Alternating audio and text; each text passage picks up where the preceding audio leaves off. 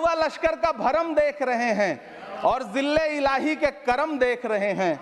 ताकत का नशा अक्ल पे हावी है तुम्हारी, तुम देख न पाओगे जो हम देख रहे हैं। ये चूनर धानी धानी भूल जाते, ये पुरवा की रवानी भूल जाते, जो आकर 4 दिन गांव में रहते तो सारी लंतरानी भूल जाते। कि जो सच और झूठ में दूरी है वो दूरी समझते हैं, सियासी हाकिमों की हम भी मजबूरी समझते हैं। वो अपना हक समझते हैं निवाला छीन लेने को, डकैती को बहुत से लोग मजदूरी समझते हैं। हमें जो एजेंसियां जांच कर रही हैं उनके खिलाफ श्री इमरान प्रतापगढ़ी। धन्यवाद सभापति महोदय, आपने मुझे आम बजट पर बोलने का मौका दिया। Sir my time. नहीं, pause my time sir. Imran Pratapgarhi कहा गया है सर, थोड़ा सा इसकी जांच कराओ। मैंने कहा यहाँ प्रमोद प्रतापगढ़ी भी बैठे। ये आपसी मामला है, ये खत्म होने वाला नहीं है मेरे से। इसकी जड़ें बहुत गहरी गई हुई हैं, मैं रोज देखता हूँ ये जड़ें गहरी होती जाती हैं। इमरान प्रतापगढ़ी। धन्यवाद सभापति महोदय। 83 मिनट 71 बार थपथपाई गई मेज, 14,417 शब्दों का बजट भाषण और उस बजट में अपने लिए राहत तलाशती मिडिल क्लास की हैरत ज़दा आंखें। सभापति महोदय, मेरे हाथों में जो दस्तावेज है दरअसल ये देश के किसानों, गरीबों, मजदूरों की उम्मीदों का स्मारक है। ऐसा लग रहा है जैसे वित्त मंत्री महोदया ने बजट नहीं तैयार किया है बल्कि प्रधानमंत्री जी की मन की बात का संकलन तैयार किया है। टूटा हुआ लश्कर का भरम देख रहे हैं, टूटा हुआ लश्कर का भरम देख रहे हैं और जिल्ले इलाही के करम देख रहे हैं। ताकत का नशा अक्ल पे हावी है तुम्हारी, तुम देख न पाओगे जो हम देख रहे हैं। वित्त मंत्री महोदया ने इस बजट में महंगाई पर सिर्फ 10 शब्द बोला है।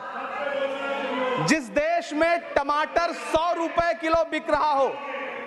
सभापति महोदय, मेरा टाइम पॉज करें और बार बार इंटरप्ट करने को या तो मना करें।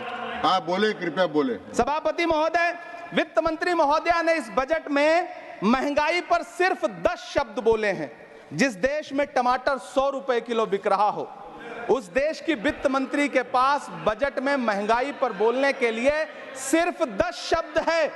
डीजल, पेट्रोल, आटा, चावल, दाल, सब्जी की महंगाई का तो कोई जिक्र ही नहीं। सावन चल रहा है तो प्याज और लहसुन का दाम पूछना तो शायद पाप होगा। मैंने तो यह भी सुना है कि वित्त मंत्री जी जो चीज खुद नहीं खाती हैं उसके दाम से उनका कोई लेना देना नहीं होता। लेकिन इस बार बजट पेश करने के लिए पार्लियामेंट आने से पहले वित्त मंत्री जी ने दही और चीनी खाई थी। अब तो उनसे यह पूछा जा ही सकता है कि उन्हें दही, दूध और चीनी का रेट तो इन दिनों पता ही होगा। क्या उसे सस्ता करवाएंगी या नहीं सस्ता करवाएंगी? अगर पता है तो कृपया सस्ता करवाइए, क्योंकि इसी चीनी ने अमेठी में एक मंत्री महोदया का राजनीतिक कैरियर कड़वा कर दिया। सभापति महोदय, अपने शीश महलों में बैठे हुए सरकार के सांसद और मंत्री कह रहे हैं कि महंगाई कम हो रही है। संसद की कैंटीन से बाहर निकल करके एक चाय का कप खरीदिए, तब समझ में आएगा कि महंगाई कम हो रही है या बढ़ रही है। किसी एक दिन अपनी किसी मजदूर की तरह अपनी दिन भर की दिहाड़ी लेकर के बाजार जाइए और अपने बच्चों के लिए राशन खरीदिए, तब पता चलेगा कि महंगाई कम हो रही है या नहीं हो रही है। यहां बैठ करके बड़ी बड़ी बातें करना आसान है। ये चूनर धानी धानी भूल जाते, ये पुरवा की रवानी भूल जाते, जो आकर 4 दिन गांव में रहते तो सारी लंतरानी भूल जाते। सभापति महोदय, इलेक्टोरल बॉन्ड खरीदने के नाम छुपाने वाली सरकार, इलेक्टोरल बॉन्ड खरीदने वालों के नाम छुपाने वाली सरकार इन दिनों आम के ठेला लगाने वालों के नाम जानना चाहती है।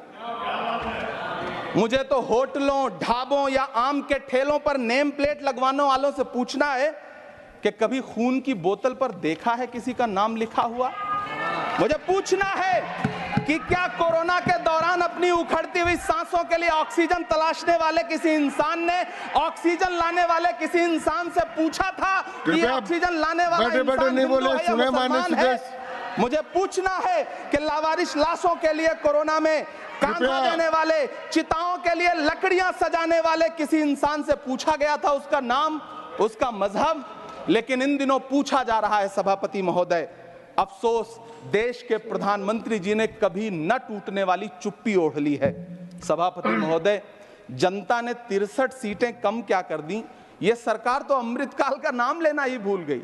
ये भूल गई है अमृतकाल को, ये भूल गई है मनरेगा को, ये भूल गई है मौलाना आजाद नेशनल फेलोशिप को, ये भूल गई है मणिपुर को, ये भूल गई है महाराष्ट्र को।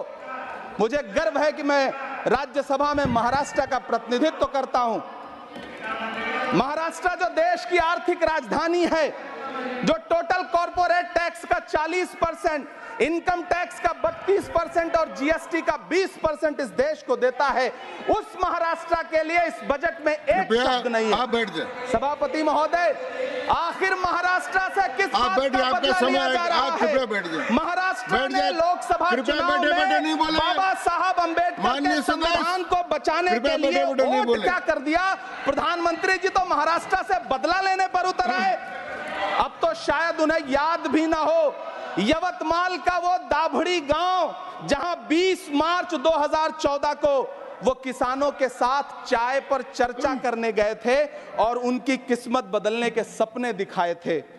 उसी यवतमाल में पिछले 6 महीने में 132 किसानों ने आत्महत्या की है। सभापति महोदय, महाराष्ट्र में हर महीने 209 किसान आत्महत्या कर रहे हैं।